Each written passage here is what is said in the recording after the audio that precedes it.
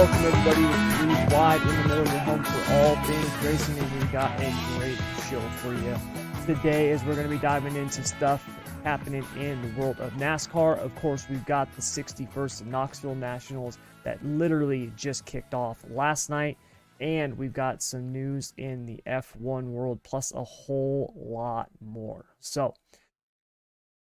before we dive into all that stuff, Keith, what's going on, my man? What is up? How are you? Oh, hanging in there, hanging in there. You know, the kids just went back to school yesterday is the first day back, so back to school, which is kind of nice. Unfortunately just adds one more thing that I got to do in my day now, taking them and picking them up from school. But hey, when you've got 100 things to do each day, what's one more? So Yeah, it's not that bad. Yeah.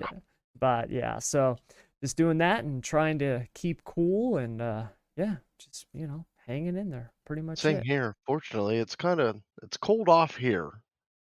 Well, that's good. It actually, the last couple of days has been cool here, which has been nice. At nighttime, a week ago, it was like 110 in the day, and then it was like 90 at night, 85 to 90 degrees at night, and it was humid here. Now, humid for us, okay? It's not, Ohio, Indiana, Louisiana humid. It's humid for Northern California, which is like, if we get like 60, 70% humidity like that, dude, we're dying, right? Like, because that's just, we don't get that here. But I wish we didn't. yeah, the humidity sucks. It's the worst, man. It's terrible. But yeah, the last few nights this last week, it's been nice because we've actually been able to open up the windows, turn on the whole house fan, get some fresh air in. So makes it nice because running sure. that AC nonstop, dude, it's just like ka-ching, ka-ching, ka-ching. Like you just hear a cash register going off in the background. Yep. It's just ridiculous. So well, fortunately here it's supposed to be like the mid 80s for the next couple of weeks, and it's going to be nice and like mid 60s at night, so you can't complain about that. no, that's pretty good. That's pretty good. That's not bad. Nice and cool. So at least cool for where you're at. But yeah, I'll take it any day. yeah. But speaking of cool, we've got to get to the opposite of cool, which is hot, and the hot seat, which is what my man Daniel Riccardo is on right now at McLaren. Now, for those of you who have been fans of the show for a while, you've heard me and Keith talk about F1. Keith, I know you said you don't watch it too much, which it's kind of difficult to watch. It depends. Yeah, it's kind of difficult for us to watch a lot of times because the races are on so early.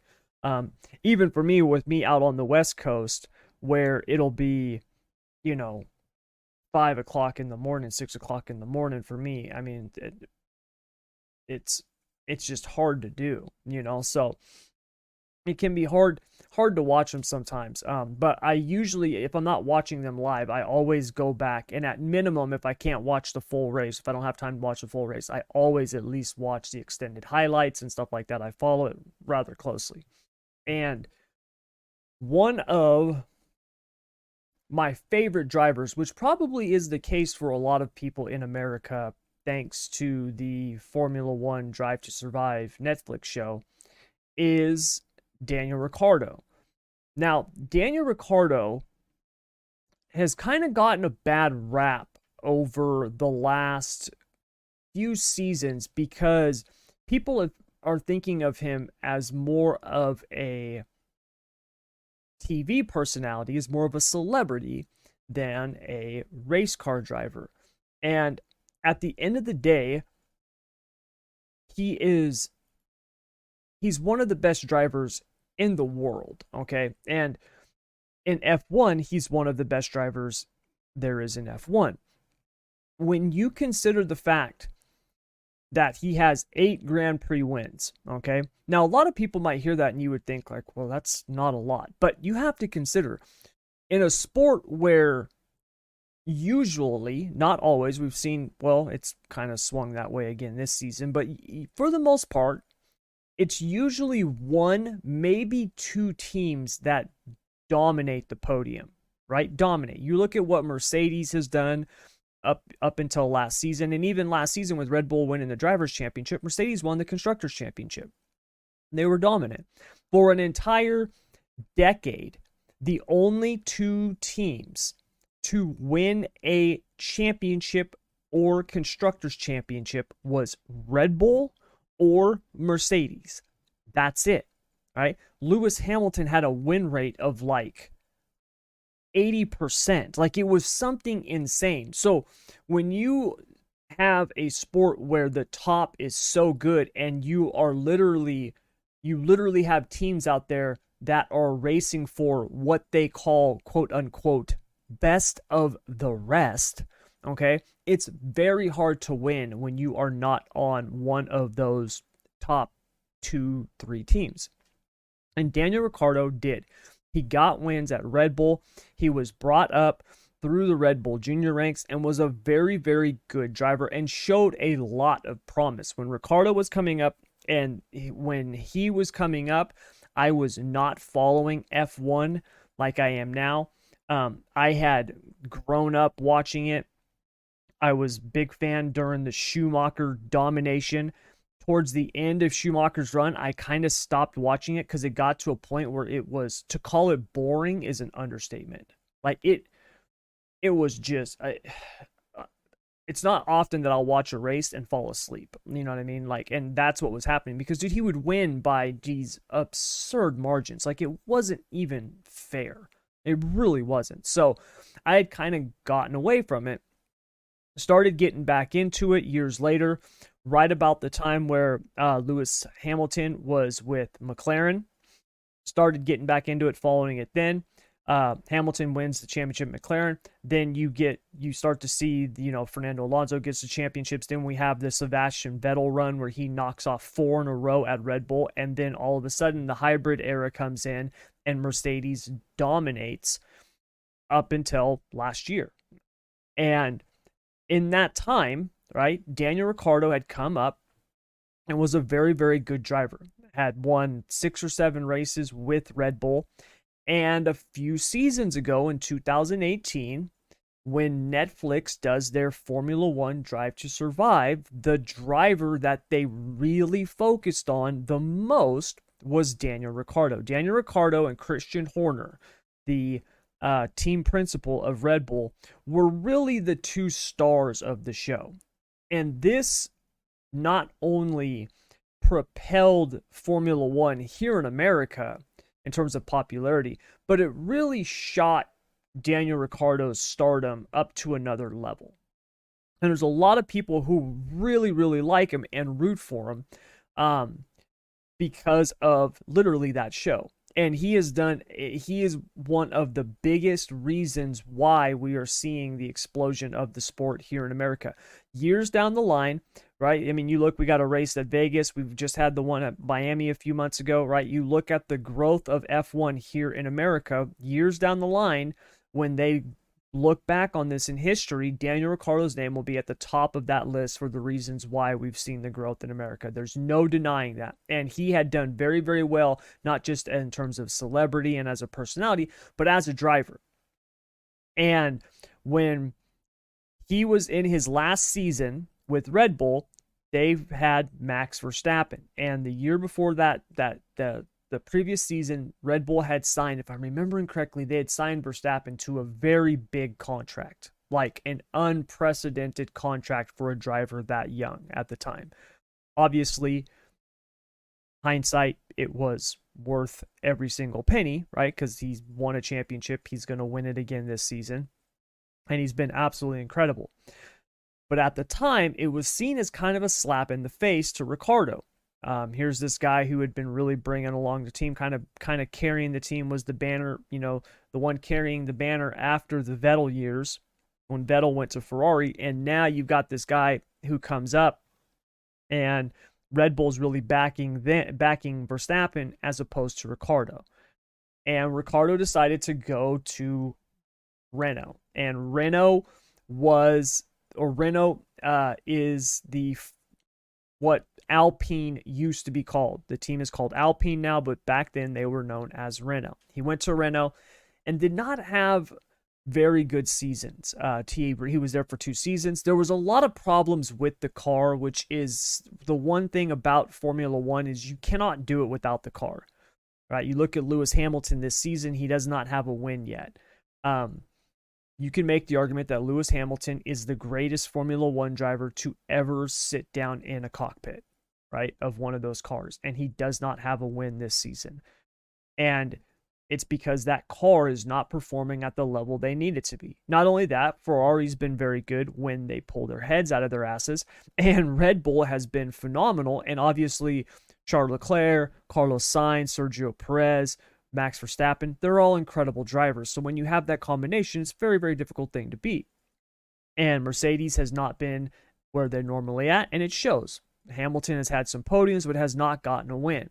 So for Ricciardo to go to Renault, which was a step down in terms of performance. The year that he had left Red Bull, they finished 3rd in the Constructors. He went down to Renault, and Renault was like 5th or 6th, which is a big, big drop, and had 2 subpar seasons based on his previous results. And just when Renault was starting to kind of get the ball rolling with Ricciardo, you saw some improvement, you saw things picking up. Ricciardo leaves and goes to McLaren. And that's that last season that he was with Renault, McLaren had done really, really well. Carlos Sainz, Lando Norris, 2 young and up-and-coming drivers, drove very, very well. The McLaren car did very, very well. They finished, I believe it was 3rd in the Constructors, if I'm remembering correctly, 3rd or 4th. And it was a phenomenal season. And Ricciardo went over. Carlos Sainz went to Ferrari. Ricciardo goes to McLaren. And when he was brought in, this was seen as the missing piece to McLaren. McLaren had the car now. Now they've got the proven driver who's going to bring along this young and up-and-coming star in Lando Norris, and this is going to be the force to be reckoned with.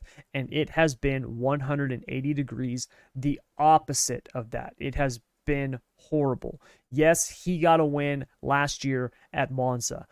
Other than that, the results have been subpar. Now, you can go through, and look, I love Daniel Ricciardo. I think he is a very, very good driver, although he has not been showing it that well this season. And I think he is a really cool guy in terms of what I've seen. Obviously, I don't know the dude, but in terms of what I've seen. And I root for him. I want to see him do good. I mean, I kind of root for everybody, but I want to see him do good.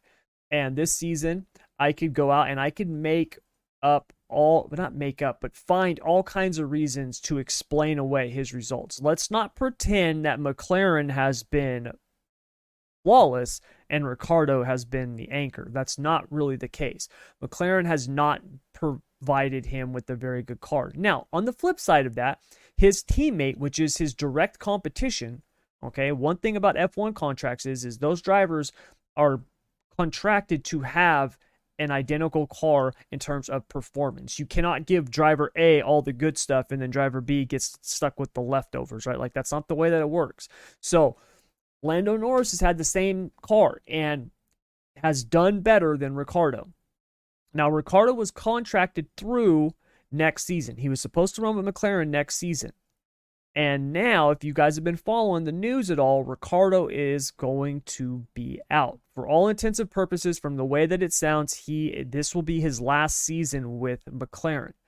And the reason for that is they are bringing over Oscar Piastri. Now, Oscar Piastri is the hot commodity in F1, okay? Think of him as the next Max Verstappen. And when I say that, that does not mean he's going to be as good or have the results or anything like that. But in terms of an up-and-coming star, that's the way that he is viewed. He's the next Verstappen, the next George Russell, the next Charles Leclerc. He's won the F2 championship. I believe he's a 2-time defending champion. And next season, he's basically the Alpine reserve driver, and Alpine was going to be putting him in their car because they're the ones that brought him up to their academy after Fernando Alonso left. Well, Sebastian Vettel comes out a few weeks ago and basically has dropped a bombshell that has left ripples through the entire F1 world when we look at in terms of silly season. So Vettel's retiring. He's leaving Aston Martin. Alonso, within like 36 hours, signs a contract to go to Aston Martin. Aston Martin is owned by Lawrence Stroll, has a lot of financial backing. He is a billionaire. He wants a proven championship driver in the stable next to his son.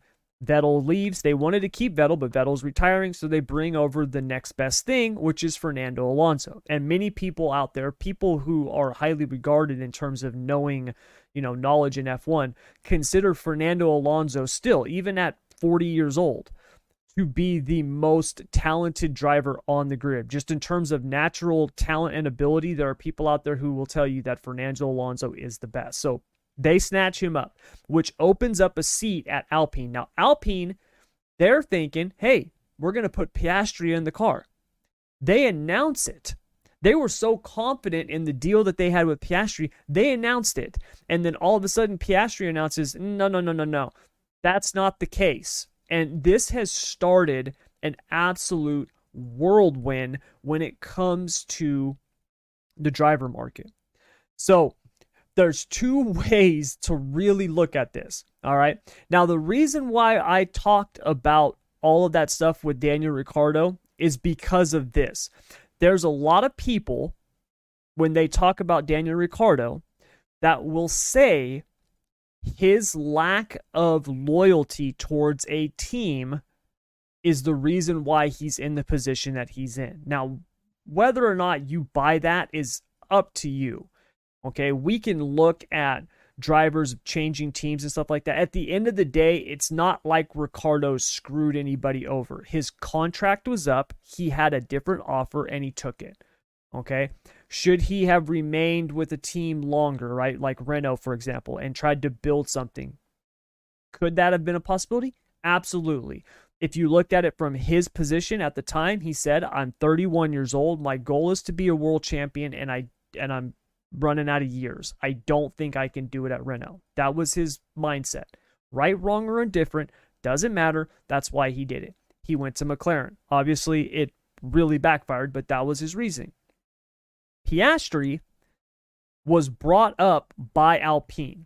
They have invested millions of dollars into this kid, okay? Because keep in mind, before you drive an F1 car, you have to have a certain number of miles and laps and time and experience in an F1 car. The only way to get that is to have an F1 team do that for you. This is how these guys are brought up. So you enter into these driver academies. You go through F3 through F2, then you're in these academies. They're doing practices with you at their facilities. They bring you to the track for an F1 weekend. They'll have you run a free practice in one of the actual drivers' cars. All right, Piastri was scheduled to run free practices this season during this season, right, in the F1 season. And it costs a lot of time and a lot of money. It is a huge investment. And when the moment comes for Alpine to start to cash in on that investment, meaning him going to become a driver, Piastri says no. And he is now going to McLaren. Now, this, as far as I know from all the digging and research that I've done on this, is not 100%. There are still chances that Piastri could end up with Alpine next year and McLaren could end up with, or Ricciardo could stay at McLaren. The reason why I don't think that's going to happen is this stuff has started to come out now, and there's kind of no going back. All right. So, those of you who are like me or Keith, right? You got a significant other, wife, husband, whatever. We've all had those arguments, right? Those fights. And there's this point, right? For those of you who are still in a relationship, right? Maybe if you have an ex, you'll remember the moment this happened. But we've all, I've had arguments with my wife and stuff like that. And every time that we have a disagreement or an argue, or maybe it's a big blow up, right? There's that point that I know if I cross it, there's no coming back, right? There's no coming back. And I don't mean like physical violence or anything like that, but there's just some things like there's no coming back. If I cross that line, no matter what, that will always be there, right? Whether it's something I say, something I do, whatever, it will always be there. And my wife will never look at me the same. And this goes both ways, right? If my wife says something like that, or if she crosses a line, there's no, I'm big on forgiveness. I'm not big on forgetness. Okay, like and that doesn't make me any different than any other human being. That's just how we are. You cannot be Daniel Riccardo and have McLaren be talking about buying out your contract, trying to find a way to get you out of that car so they could bring in a younger version, right? A younger, better version. Okay, and then all of a sudden that falls through and then be like, oh, hey, we'll take you back. Excuse me. That can't happen. That cannot happen. Okay? I don't care how much Ricciardo wants to stay in F1. I do not see him being with that McLaren team. I mean, there would have to be some serious wounds mended because you cannot come back from that. On the flip side of that, Piastri, I don't see any way that he ends up with Alpine now. Imagine investing millions of dollars into somebody's future because you think that this person is going to be a part of what it is you're doing, right? It doesn't matter I don't care if you make furniture, right? Imagine spending years teaching somebody all of your skills and knowledge that you have and how to do it and how to run the business and stuff like that, only to find out when the time comes for them to take things over for you so you can take a more relaxed role because you've been doing it for 30 years, you find out that they're going to go down the street and start their own, right? Like that would be upsetting. And then when they fail, have them come back. No, that line's been crossed. And that's where I see it now with Piastri and Ricciardo. And so everything that I've been looking at in terms of the news and the reports that have been coming out, because right now F1's off, they're during their summer break, it's full on silly season and it's been chaos. From everything that I have seen, Daniel Ricciardo will be out next year with McLaren. He will not be with McLaren. He does not have a lot of options for an F1 seat next season. Now, there is some stuff moving around. There are a couple of other potential drivers that might move who do have out clauses. But until some of those dominoes start to fall, he's kind of in a holding pattern. Likewise, Piastri, for all intents and purposes, will be in with McLaren next season. McLaren's going to buy out Ricciardo's contract. From my understanding, Ricciardo's team, his people, his salary was for $17 million next year. I hear that they're asking for like $22 or $23 million in terms of a buyout. So he doesn't just want to be compensated what he's owed. He wants to be compensated extra on top of that, which is understandable to me because there's a chance he might not get to do the one thing that he claims that he loves more than anything, and that's race an F1 car. So this begs the question, and Keith, I'll ask you this, and obviously you never were in these types of situations in terms of your racing, but if you have a team, right, like Alpine, who invests years and millions of dollars in your development, do you feel an obligation to uphold that? And keep in mind, here's where, before you answer that, here's where it's kind of fishy, because Piastri has a contract with the Alpine Academy, meaning that it's not the actual F1 team. This is the loophole, apparently, or whatever that they're using to get out of this deal. You see, Piastri has a deal with Alpine's Racing Academy, Driving Academy. He does not have a contract with the Alpine F1 team.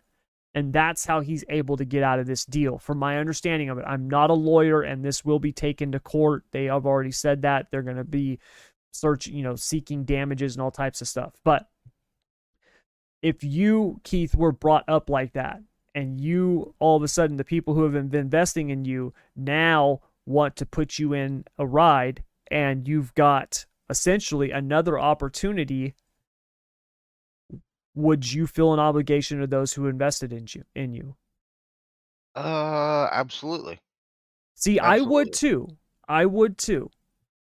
Well, And and the thing is if a corporation, I'm gonna say, or a team sinks millions and millions of dollars into me to develop me, to give me the best of the best of the equipment, yeah, then yeah, I feel like you need to uphold your end of the deal. I I do too. And I don't understand where Piastri feels I don't know if he feels slighted. I don't know if this is just strictly him thinking McLaren is going to be better than Alpine next year and so that's where he wants to go. I don't know the motivation behind it. I just know I find it shocking because he's obviously we're not guaranteed. Nothing is guaranteed, right? Not tomorrow or next year or anything like that. Nothing is guaranteed. But I find it shocking that you would have them bring you up and do all of that, invest in you and everything, only to say, no, no, no, I'm sorry, I'm going to go over to your guys' competitors. I just, yeah, I don't, to me, the issue that I have with that is just on a personal level. Just on a personal level. I am not one. I'm one of those contracts have to mean something. Agreements have to mean something. Even if he did not have a contract with the actual Or Alpine F1 team, he there was an understanding there, right? A handshake deal, yeah, whatever you want to call it, right? So to back out on that, I think that just shows a real lack of integrity. And look, there could be I something that I'm missing, but from everything that I've heard, it just sounds like he's just like, oh, this is a better deal. I'm gonna go there. I now would have to question if somebody did that close to me, I would question their loyalty. And that would Yes, always be in question. Like, okay, if we're gonna sink a bunch of money in this guy, is he gonna stay loyal because he didn't with these guys? exactly. And It's that's almost where like the if you don't want the deal, then don't sign it because the grass ain't always greener on the other side. no, it's not. And this is the thing that we see, we see this in across all sports now. The NBA is obviously the worst example of this where you see someone like Kevin Durant who keep in mind when it's all said and done will be in the top 15 of greatest players to ever step foot on a court, right? Like in terms of his playing and ability and talent stuff like that, there's very few people that are better than him, right? Absolutely incredible. And from all intents and purposes, he sounds like he's actually a really good guy, too. But at the end of the day, he also sounds like he's an entitled whiner where it's, hey, I want to be traded. I just signed a 4-year contract worth $200 million and I don't want to be here no more. You need to trade me. Well, that kind of screws over the team that you signed the deal with. And if you didn't want to be there, what'd you sign the deal for? Not only that, at what point did contracts just stop meaning anything? Like that's the thing. I understand that he can say that he's hurt and he cannot play. I get all that, man. But at some point, contracts, your word, your integrity's got to be worth something. And I think there's a real entitlement issue with a lot of people, a lot of these younger talents coming up. When you've been promised everything, right? And don't get me wrong, you've earned it, right? Oscar Piastri is a phenomenal driver. Phenomenal. Go watch some videos of this kid in F2 the last couple of seasons. It's mind blowing. He is super talented, super talented. I would put him on the level of George Russell. And George Russell was, I believe, the first and only driver to win the F2 championship in his rookie season, right? Like that was the kind of talent that George Russell had. Piastri's at that level. He's incredibly talented. But when you've gotten your way, right, and you feel this sense of entitlement, it's to me it seems like this is somebody who's just like, I can do this. I'm going to do this because I can. There's nothing you can do about it. And thank you for the investment, but screw you. I'm going to go over here. And Well, and it just seems wrong. it's a lot like the Deshaun Watson situation. Yes, He exactly. wanted a contract extension last year, so what's he do? He sits Yep. and touts and why I'm not going to play unless you pay me a deal, and then You get the Yeah. big deal, and then Yes. Now, oh, obviously, that whole other yeah, for everyone listening, we're yeah. not talking about the off the field stuff. Okay, please. We're not talking about the Don't get me massage started about therapist. that. Yeah, we're not Yeah, talking about that stuff. We're talking about the but contract stuff. I mean, it just shows, like, where loyalty means. I don't think loyalty means anything anymore. Yeah, I don't think it does either, Because and like, back it's in sad. the day in racing or even sports in general, loyalty was a big thing in it. And I think there's still some old veterans that hold that true. Mm-hmm. And but the younger kids, the younger generation of racers, I mean, it's like the racecraft has gone to shit in NASCAR because of the young generation. Yeah, it And is.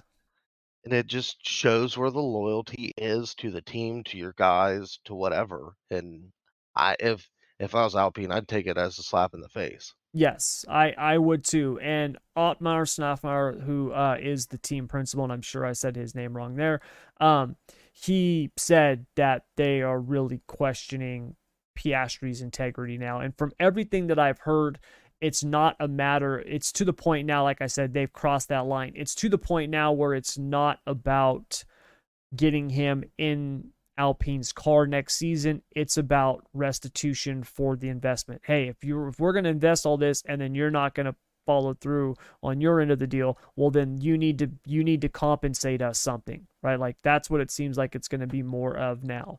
And McLaren will And that probably could do step more up and harm do it. than good on Yeah, him too.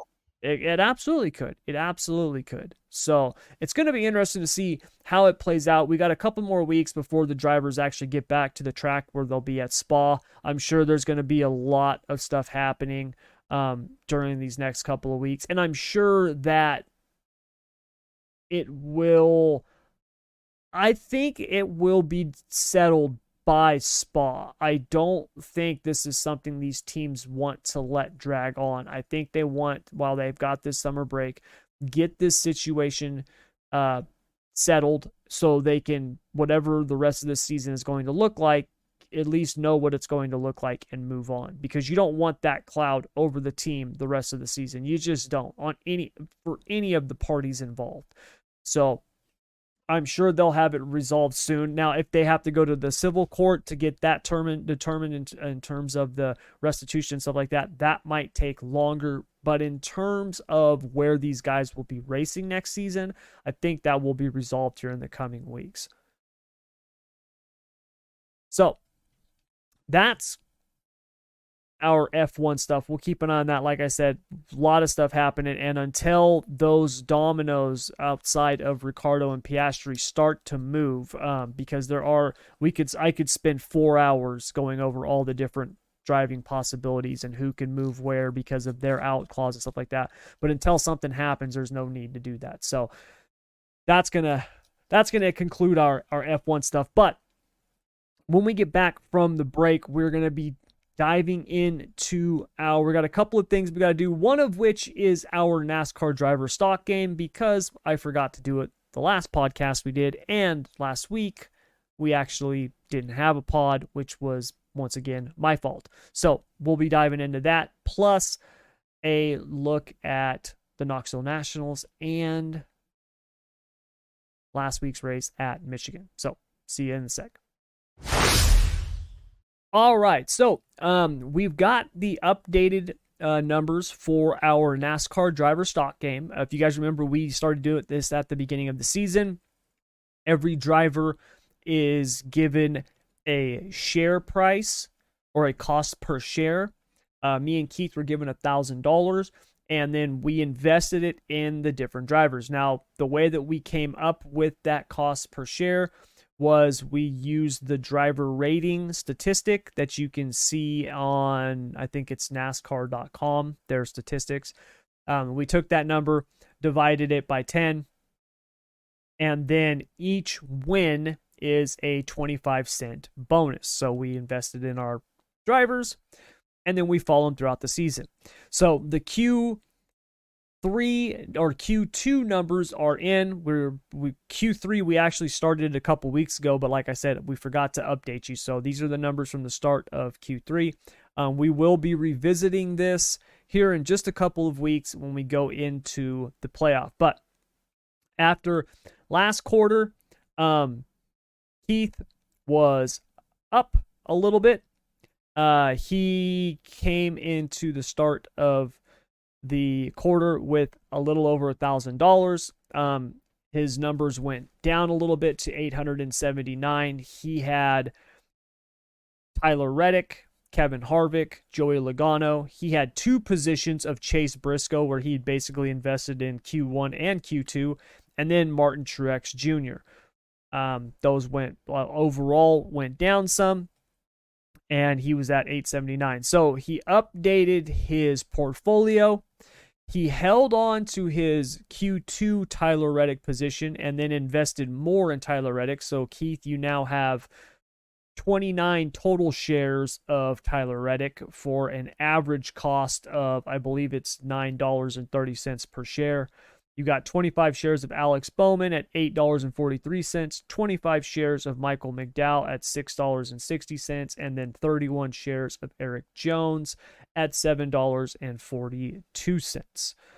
I, on the other hand, actually made a little money. Keep in mind, though, I really had my ass kicked in Q1. Keith mopped me up in Q1. Q2, I invested just in 3 drivers, and luckily it turned out decent. I had Christopher Bell, Corey LaJoie, and Brad Keselowski. I was able to pick up like $40, $45. I ended the quarter with 935. So I'm still in the red on the season. My updated investments were I invested more into Brad Keselowski, so I have 50 shares of Brad Keselowski, 50 shares of Bubba Wallace, which actually has looked pretty good these last couple weeks, 25 shares of Eric Almirola, and then I took a flyer on AJ Allmendinger, which I don't know if that's going to really pay off. So those are our updated NASCAR driver stock numbers. Like I said, we will revisit this. So after the regular season is done, after Daytona, we will do this one more time and then ride it out till the end of the season. So that is that. Next, though, we've got hit or miss. This is actually one of my favorite things to do because I get to listen to Keith's answers. Yeah, so we got a few good ones here today, and the first one on the docket, we have to talk about our man Ross Chastain. Ross does not disappoint, man. He knows how to stay in the headlines. He knows how to stay relevant. That's for damn sure. Yes, he does. So, Keith, hit or miss. The incident between Ross Chastain and Christopher Bell was actually Ross Chastain's fault. Does this hit or miss the mark? Man, I'm gonna say it misses the mark. I agree with you. I think it misses the mark too. I gotta look at Christopher Bell and say, dude, what was you doing? Or even his spotter, like, what was you thinking? Like, yeah, I've heard a lot of, well, Ross could have lifted. Yeah, I get it, but you're coming down to the closing stages of the race, and at that point, you're not lifted. It's not Ross's job to lift in that situation. Well, not only that, Ross had the fresher tires. Yeah. And he was trying to make up the time. I do not blame him for trying to pass Christopher Bell there. I really don't. Ross had that opportunity. He had the fresher tires. This is his chance to make up time before Christopher Bell goes in and gets his tires. He's trying to win the race. I get what he was trying to do. Obviously, it didn't work out, but no. Yeah, I'm with you. No, I'm with you it there. Didn't work out at all. Yeah, I'm with you and there. I wonder if that's the product of the digital mirror in the car. I wonder if that's a good question. Looking at it like, oh, I bet I could squeeze up right here. And just That's a good question. I don't know. That is a really good question. I've never actually seen that digital mirror. I don't know what it looks like, what they're seeing exactly. I don't know. That's a good question. So the camera it's placed on the roof and it's just facing backwards and it sits right there on the dash. And it's like a backup camera, but it's always on and they can always see what's going on behind them. At first, when I seen the crash, I was like, well, Ross screwed another guy. And then when I went back and watched it again and was like, okay, that was not Ross's fault. That's all Christopher Bell. Then my gears started turning like, damn, I wonder if he was really looking at that digital mirror. Like, all right, I can judge this right now, and just a big misjudgment, really. Yeah, I see. That's kind of where I'm at. I honestly don't think it's completely anybody's fault. I find it as more of a racing deal. I think it was 100%. unfortunate and definitely avoidable.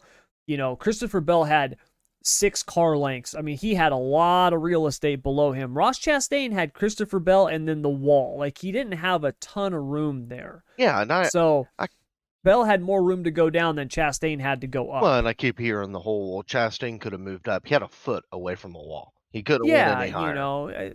yeah. So I'm with you. I think it misses the mark. I actually would lean towards Christopher Bell's fault, if not just a racing. It's To me, it's just hard actually just more of racing, a racing really. incident. Yeah, it's just more of a racing incident. So yeah, I think it I misses mean, if it the was lap mark. 20 in the race, it'd be like, all right, what the hell was you doing there?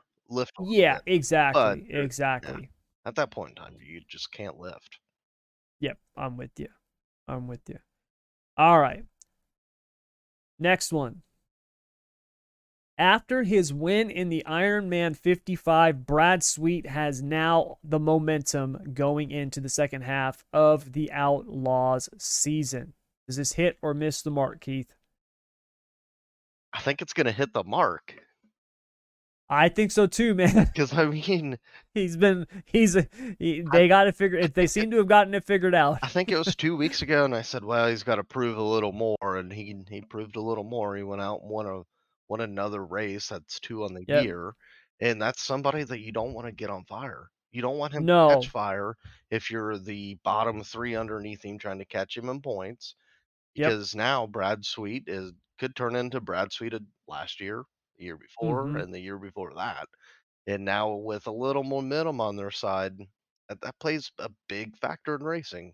You catch a Yes, it little bit of does. momentum, and them guys are screwed. Yeah, he looked really good at I-55. Night number one.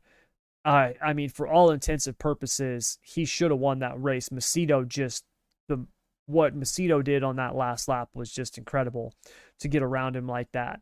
But that next night, the the 55, oh my God, he was so good, so fast. He was good all weekend, and we've seen it since he got that win at Williams Grove. Now it's like they found another gear.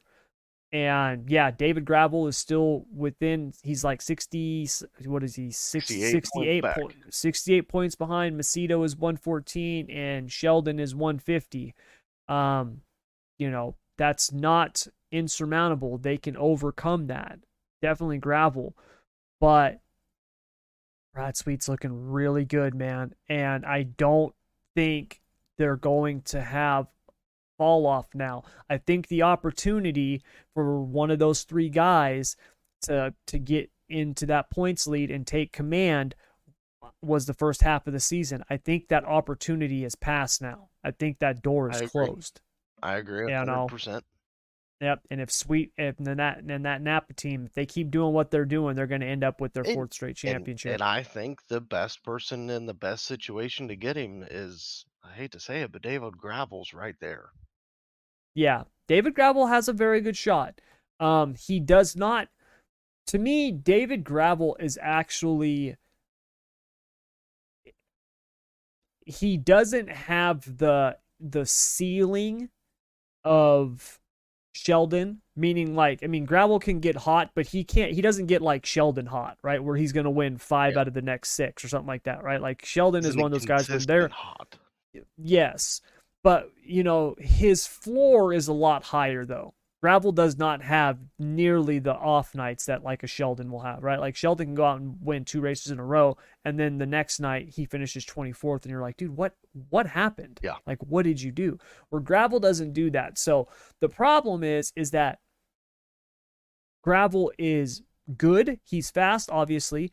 He can win races. He can get hot. He's a very, very consistent driver. The problem is that the most consistent driver just happens to be the one ahead of him. Like, that's the only issue that Gravel has to overcome. Yeah. So it'll be interesting to see going into Knoxville, obviously. Gravel is somebody who has done very, very well there, but so has Brad Sweet. Brad Sweet has done well there also. So I actually think Knoxville is going to be a big determining factor of where this championship goes. Even though obviously the Knoxville Nationals is its own thing, right? Like it's its own deal. These guys, Knoxville Nationals, we're not racing for points. We're not racing for the Outlaw Championship. We're racing for the Knoxville Nationals. But I think what happens this weekend can be a big determining factor on what we see the rest of this season. And if Sweet has a good weekend, which I absolutely think he can, I think he is, I would actually make Brad Sweet and David Gravel my top two to win it. And if one of those guys does, I think they've got a very good shot to close out the season strong. And I'm leaning Sweet because he's been good, man. He's been really good, and it seems like they've turned the tide on that rough first half of the season. All right, hit or miss. Next, with Kevin Harvick's win this last week at Michigan, putting him into the playoff as of right now, the two most important drivers going into the last three races before the playoff is Martin Truex Jr. and Ryan Blaney. So, Blaney, even though he is second in points, has more pressure on him than Martin Truex Jr. Does this hit or miss the mark? Ooh, I'm going to say it hits the mark. I say that too. I think he definitely has more pressure on him than Truex. Yeah, because I mean he's won this year. No, he has not won this year. No, him and Truex have not won. He's been very, very close, and he's been really fast. Mm-hmm. And I feel like there's going to be more pressure on him this weekend at Richmond, for one, because Martin Truex Jr. is notoriously fast at Richmond. He is, and the thing that the reason why I did this one is because if you look at the cutoff right now in terms of the drivers getting into the playoffs, the cutoff is second place in points, second place in the regular season standings. Meaning, if you look at the regular season points right now, okay, Chase Elliott is leading, Ryan Blaney is second, fourth is Martin Truex Jr., and he's only 19 points behind Ryan Blaney. But if we started the playoff tomorrow, Blaney would be fourth in the playoff ranks, Truex Jr. would be 17th. He would be on the outside looking in. So Truex needs to either A, win a race, or B, he needs to beat Blaney in points before the end of the regular season. Now, that is based on no other new winners. Okay, so that would be, someone like, if Bubba Wallace wins, well, now he's in, and those two are going to have to win a race, right? For example, or Austin Dillon or Eric Jones, whatever, right? But if there's not another new winner, if the next three races, we've got Richmond, Watkins Glen, and Daytona, if it is a repeat winner at those three tracks, those three races coming up, then the only way Truex can get in is to beat Blaney in points. And this is actually, because he's behind Blaney, this is why I think Blaney's got more pressure on him. Because they are in a precarious situation. That 12 car's in a tough spot right now. They're in between a rock and a hard place. Because they are probably the only team out there that has to not only think about what they're doing in terms of points, but also getting a win. You see what I mean? Like if they're going to try, if they want to gamble on a pit stop, right, or come in when everybody else isn't, or take a chance, they have to now look at that from not only a situation of, hey, this could get us the win, but they also have to look at it in terms of, if we don't get the win, how will this hurt us in the points? because Truex is only 19 points behind, where Truex can go out and they can be the aggressor. They can do just the opposite of Blaney. They don't have to. They don't have to make the first move. They can react. They can be the counter puncher. So I actually think Blaney being second place in the standings right now, it actually puts him at a disadvantage, which is a tough spot to be in. And just looking at Ryan Blaney's stats, he's had a really good year compared to He Martin Truex has. Jr. I mean, Martin Truex Jr. only has 3 top 5s this season. Mm-hmm. So I feel like Ryan Blaney does hold the upper hand on Martin Truex Jr. right now, which in fact is going to put more pressure on Ryan Blaney to win a race for one, because he's going to have to win a race. I feel like he cannot point his way in. Neither one of them can. Because let's face it, going into Richmond, it's with this new car, it's kind of a toss up on who can win. 'Cause Yes, you it you could is. have Eric Almirola just come out of nowhere like he did at New Hampshire last year Mm-hmm. and win the race, or even a Chris Buescher who's been at times faster than both of them. Yes. Yep. So I No, mean, you're 100% with correct. Kevin Harvick winning at Michigan just puts a lot more pressure on the 12 and the 19, and now we're going to see if they rise to the occasion or fold. And so far, both of them have folded, Yep. Yep. which is not So, good for them. Because I no, mean, it's not. It's going to be interesting. I tell you what, going into Daytona, Daytona has the has the opportunity to be the most exciting race of the year. oh, Right? When you 100%. think about it, the way that it could potentially set up. If Truex and Blaney haven't won yet and there's no other new winners, we're going into Daytona where it's like, look, you guys are only separated by 19 points, or you've got to win the race, or it's shaping up like that, and you're at a restrictor plate.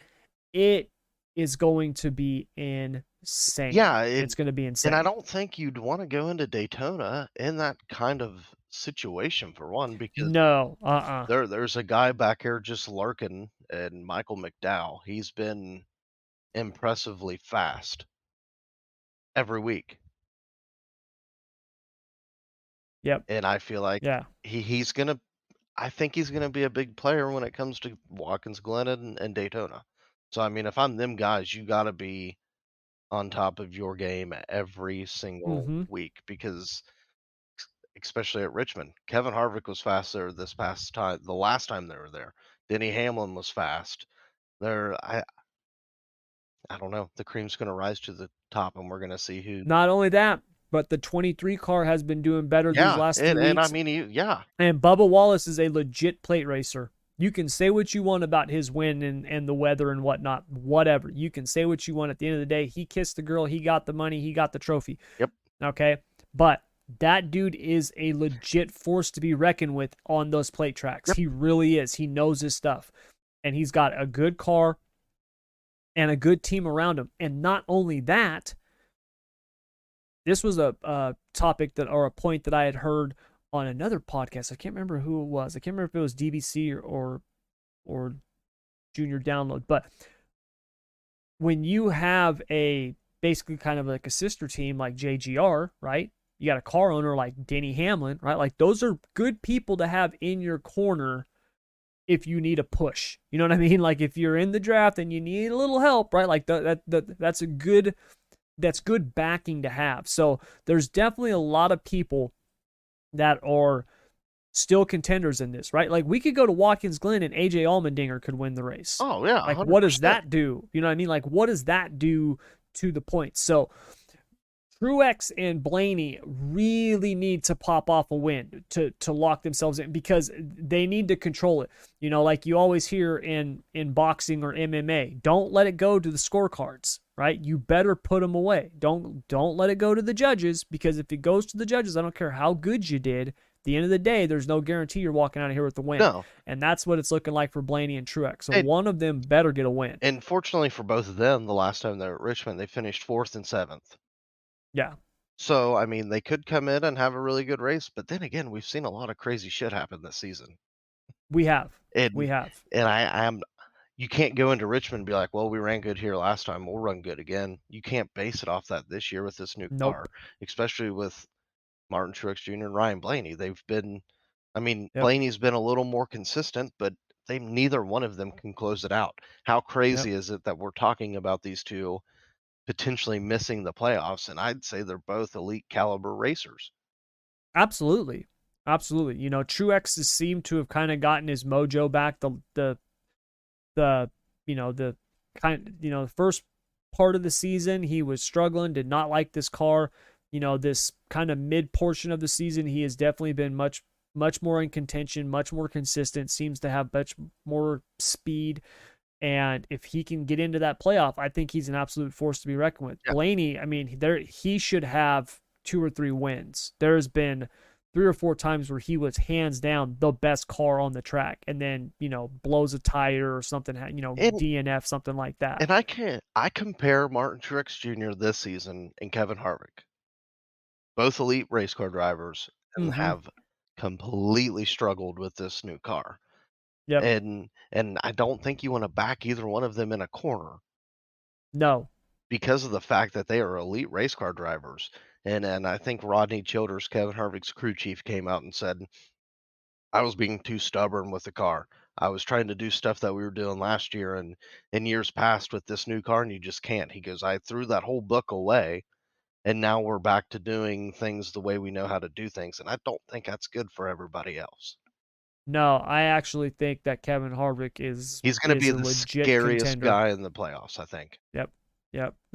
Which is, it's funny you mentioned that, because that's our Kevin Harvick is the topic of our next hit or miss. So Kevin Harvick's win at Michigan and potential position in the playoffs, which, I mean, it would have to be absolute chaos for him not to make it. So he should be in the playoff position in the playoffs, makes him one of the most dangerous drivers in the championship hunt. Does that hit or miss the mark? I'm gonna say it hits the mark because I 100% if you go agree. back and you watch the Michigan race, he wasn't there at the beginning, but once when the middle Nope. stages of the race started coming, you could see him climbing the leaderboard.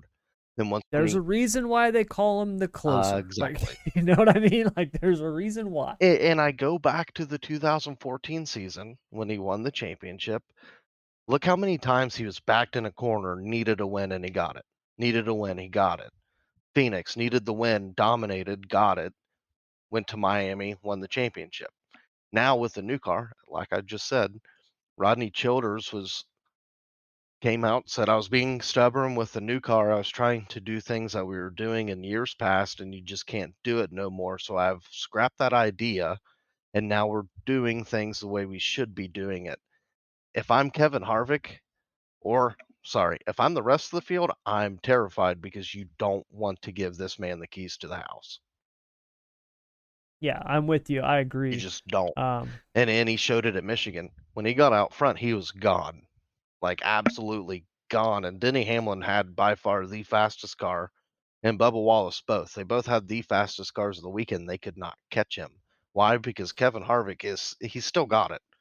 I don't care what yes. anybody says. He may be old. He may have struggled 90% of the season this year, but he still has it. He's still an elite Yep. race car driver. Yep. And that's the beautiful thing about this new format, right? Like, that's the beautiful thing about it. He just needed a seat at the table. Now that he's got it, his opportunity to win the championship is there. And I would absolutely, when we finally figure out who the drivers are going to be, who the top 16 are, the final 16 going into the playoffs, we're going to And do our own power ranking on it. And I can tell you right now, Harvick's going to be towards the top of my and list. and you know, we can go back to Pocono. Kevin Harvick probably could have won at Pocono. Yeah, he was very, very good at Pocono. Very good at But Pocono, unfortunately, you got this feud between Denny Hamlin and Ross Chastain, and he was a casualty to it.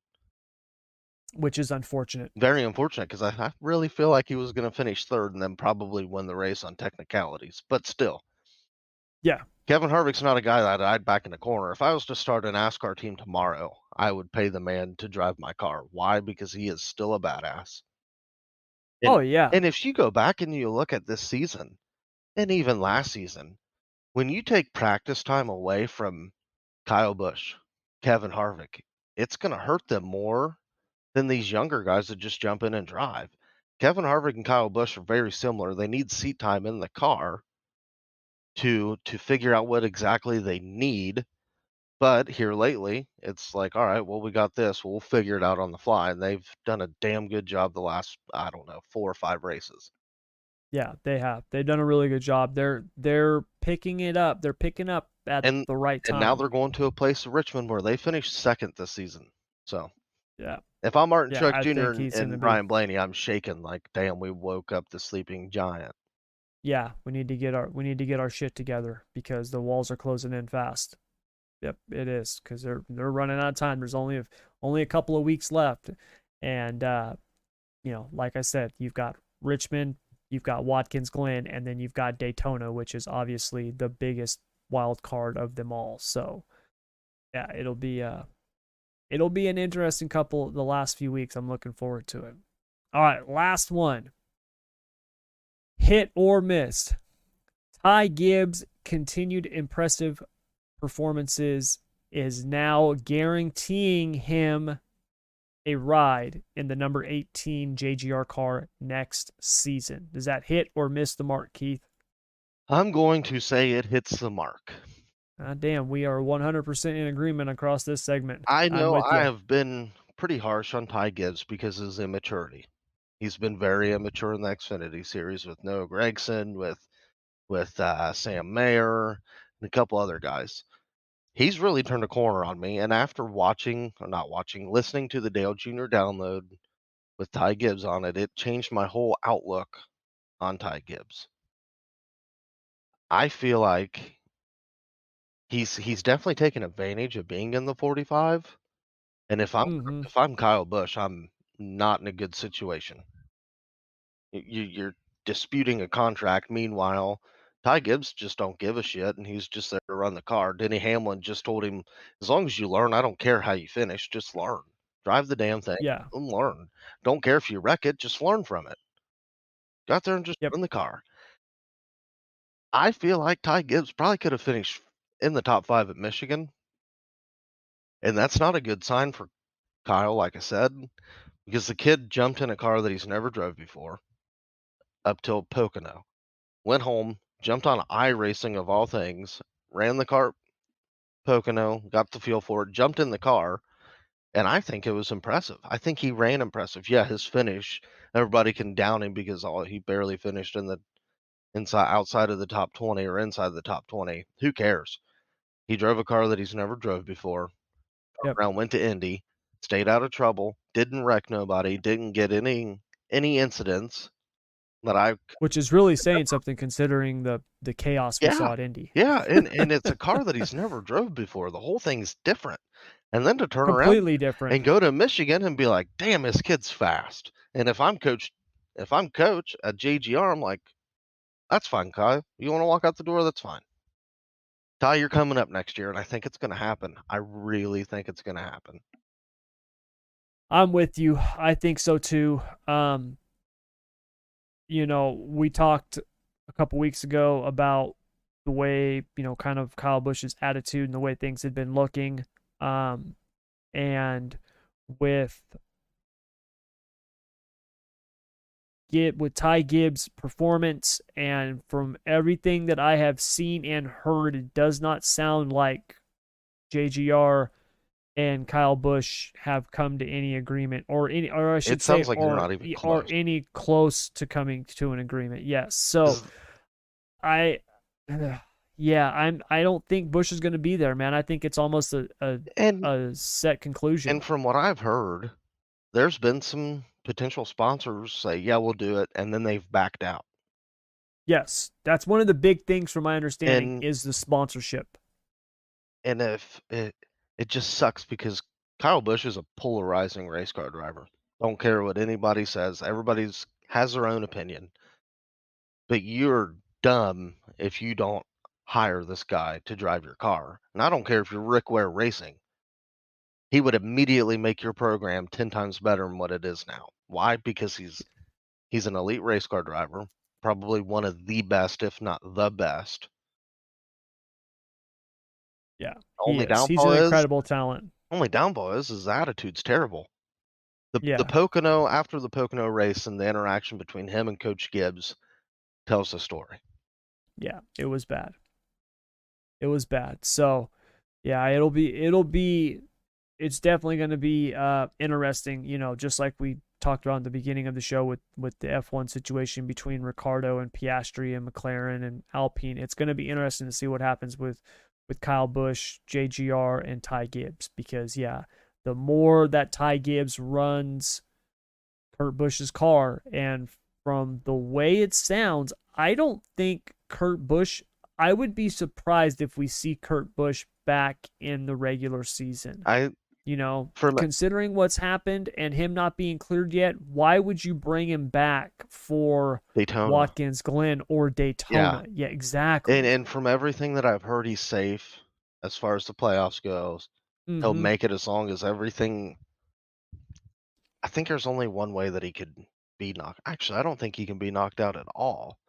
I think he's pretty much safe on points. But anyway, why would you risk your health coming back knowing that damn I'm safe till the playoffs? So let's just take care of my body. Hindsight 50/50, the door is closing on Kyle Busch. The door is opening for Ty. So if you're Ty, you're sitting back, you got to take advantage of it. Mm-hmm. Absolutely. Well, And and he's been taking oh, advantage of it. 100%, 100%. Because here's the thing, he may be auditioning for JGR, but there's like 8 other teams out there that have guys coming up with contracts Mm-hmm. that you're also auditioning for. And I don't think he'd leave just because his grandpa and his dad, but Yeah, I don't think you'd leave neither. I think he's going to But be in the if there 18. was an opportunity, yeah, then I you really never know. do. But yeah, I'm with you. I think he's going to be in the 18 car next season. I really After do. him doing what he's done the past 2 weeks, 3 weeks, has been very impressive. The finishes can be questionable. Yeah, everybody can say what they want, but he's jumping in a car he's never drove before. Yep. Unexpectedly at that. Yeah. Yeah, like it was not planned at all. Especially So, Pocono. The Pocono was mm-hmm. impressive because one, Pocono's hard. Pocono's probably one of the hardest racetracks on their schedule. Yeah, it's wide, so Yeah, I mean you got they a lot don't of call it the tricky triangle for no reason. I mean we seen well look, I mean, look what happened to Kurt. He busted his tail coming out of 3 and now look. Mm-hmm. So Yep. I think if I'm Ty, I'm sitting back, not only counting my blessings, like damn, I probably end up being in one of these cars next season. Yeah. Nope, I'm with you, man. All right, so that's going to wrap up the hit or miss portion of the show. Now, before we wrap up today's episode, we got a couple more things to cover, and obviously one of them is the 61st Knoxville Nationals. So last night was night number 1. It was the Wednesday night qualifier. For those of you who don't know, the Knoxville Nationals, it has a really, really unique format. I absolutely love this format. We used to do a similar format at our race over here in California at the Gold Cup Nationals, where half the guys would run Wednesday night, half would run Thursday. Well, actually, it was half Thursday, half Friday. Saturday night was the features, and where you started was based on your points and all this stuff like this. Like, it was a really cool format. Knoxville Nationals takes it one step further. So we got the qualifying night, Wednesday night, where the first half of the field runs. There was 51 cars last night. Night number 2 is tonight. The other half of the drivers will run tonight. You get points on your qualifying, on your heat race finish. There's an inversion in the heat race. I believe it's the top 6 of each heat race is inverted. And then obviously you get points on the feature as well. And then Friday night, we've got the Hard Knocks night, which is, it's just, Hard Knocks night is really, really cool, where you can race your way into the back of the feature. Everybody who's not locked into the top 24 positions, I believe is what it is, if I'm remembering correctly. And then obviously Saturday, we've got all of the main events. Last night's winner was Logan Schuchart. Now, Schuchart, although he won the feature, Right now, he's actually 8th in points. So Wednesday night's points, your top 10 is Donnie Schatz is number 1 with 469. David Gravel is number 2 with 469. Now, Schatz is above him because he holds the tiebreaker, which I believe, if I'm remembering correctly, is your finish in the feature. Schatz finished second, Gravel finished third. Then you've got Brent Marks in third with 462. Parker Price Miller, 457. Justin Sanders with 456. So, I mean, you got not even an outlaw. Then you've got Aaron Reitzel with 447. Gio Scelzi, 445. Then Schuchart in eighth with 444. Then it's James McFadden with 441 and Justin Peck with 441. Our man Sheldon, not the best night last night. He is 19th in the points, and that's after only half the field. He's at 405. So Sheldon is gonna have to run through some consolations on Saturday unless he can race his way in on Friday night in the Hard Knocks night. Brady Bacon was another one who had a pretty tough night last night. He's 25th in points after night number 1. Tough break for him. We do have a couple other California boys, which is cool. Corey Day and Roger Crockett are 13th and 14th. So that's pretty cool. I used to actually race go-karts against Roger Crockett. Another person who used to kick my ass in the outlaw karts. But tonight we've got the second half of the drivers, and tonight we've got Brad Sweet, Kyle Larson, all the guys that didn't run last night are running tonight. So we saw night 1 last night, Keith. Did you happen to catch the race last night at all? Any of it? Unfortunately, I forgot that it was even on. Yeah, Wednesday nights, it's tough. You don't think about it. But yeah, it was a pretty good race. Schuchart definitely looked good. Obviously, he won the race. The track was pretty racy, which was nice. I'm hoping it stays that way throughout the weekend. It's obviously tough when you're running that many cars, 4 nights in a row, putting that many laps on it, no matter how much you rework that track, you know what I mean? It's just tough to keep it. It's hard to keep it the same. Yeah, keep it the same over the course of the weekend. So hopefully it's a racy track come Saturday, which is obviously the big one. That's the one that everybody wants to win. But going into this, knowing what we know so far and what we've seen so far, Keith, who is your favorite to win the Knoxville Nationals? Oh, man. I want a favorite and I want a dark horse. My favorite, I could go multiple ways, and I think I'm going to blow your socks off with this one. I like Giovanni Scelzi. Nice pick. He's ran a lot at Knoxville. He's ran the 360 Nationals, and he's ran really good at Knoxville, and he's not somebody I would count out. Now, my dark horse. Oh, this is where it gets tough because, I mean, the field's just stacked from top to bottom. I'm going to go Spencer Bayston.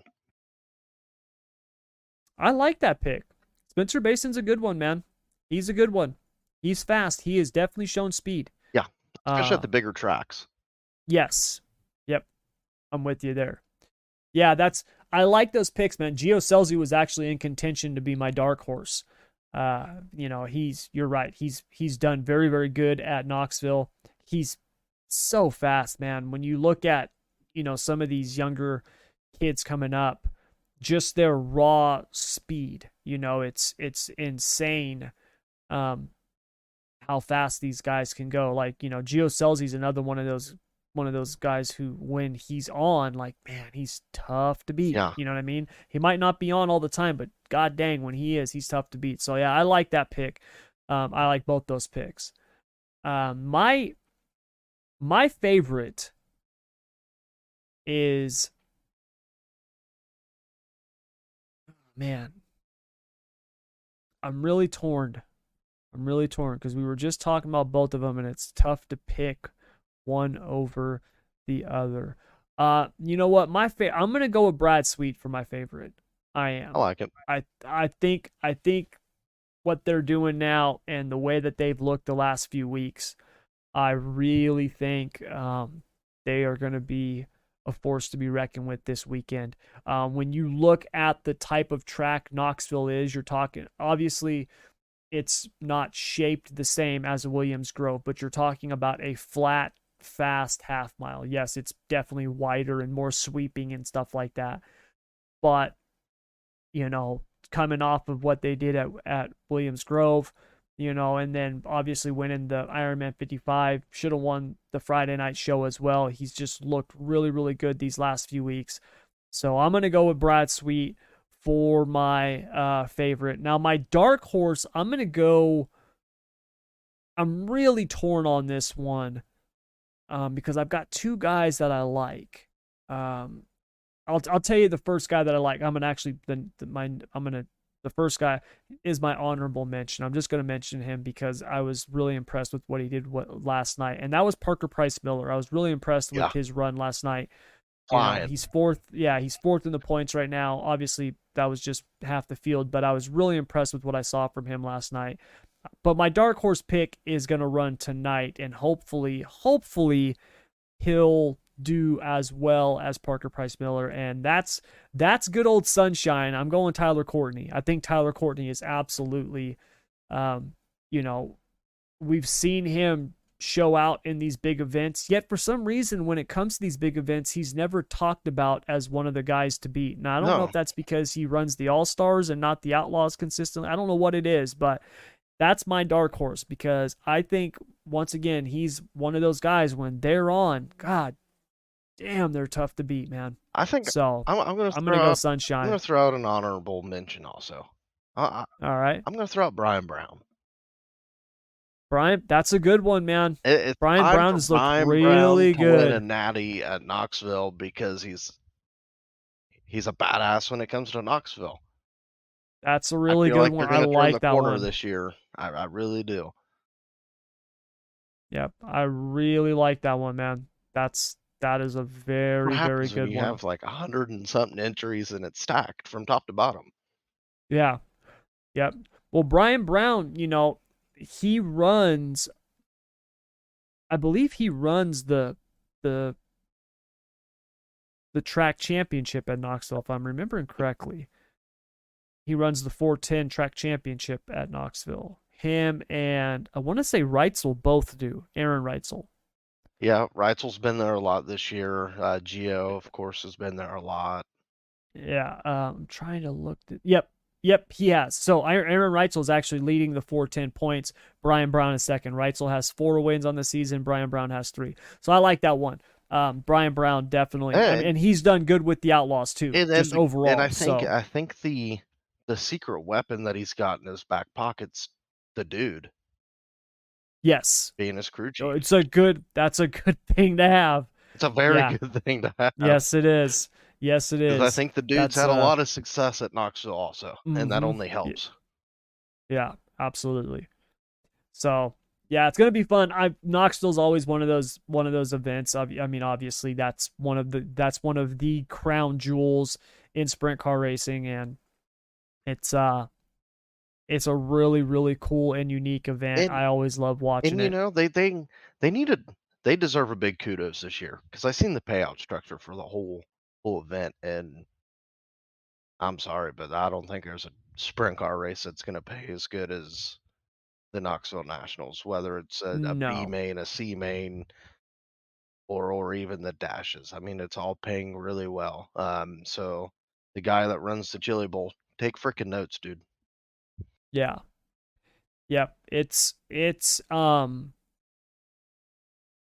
insane that the total purse is over $1 million. Yeah. And the winner gets $175,000. You look at just making the feature Saturday night, you get $10,000. Yeah. Right. That's more than what most events pay. Insane. Yeah.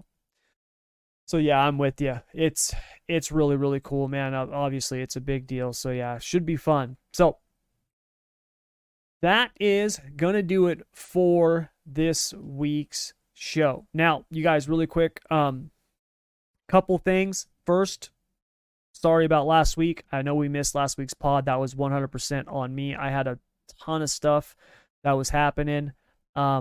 I am actually starting another new business. I've got just too much going on, but me and my brother are starting a new business, and I had a bunch of stuff I was doing last week. I had my whole entire studio rearranged and all this stuff, and I couldn't get things put back in place and taken care of before, in time to get the pod done. So sorry about that.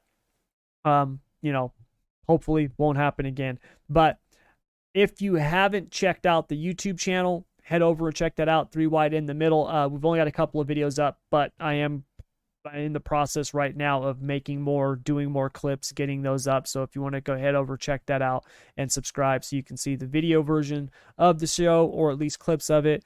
You can check that out. Also, please download, subscribe, share it with your friends who like racing. Get this stuff out there. We see the numbers going up every week and, month over month.